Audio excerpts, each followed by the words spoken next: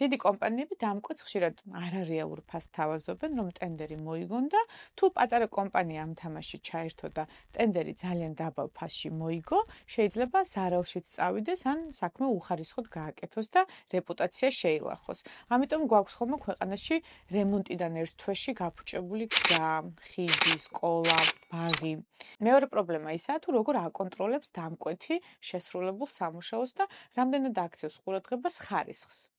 დღეს კანონი მიმწოდებელ საშუალებას აძლევს, რომ თავადვე აერჩიოს კომპანია, რომელიც მისივე ჩატარებული სამუშაოს ხარისხს შეამოწმებს. რეალობაში კი ისე ხდება, რომ დამკვეთი, ანუ მთავრობა ხშირად არც კი ინტერესდება იმით, თუ როგორი ხარისხით შესრულდა სამუშაო, ან კმაყოფილდებიან მხოლოდ ხარჯთაღრიცხვის დოკუმენტების შემოწმებით.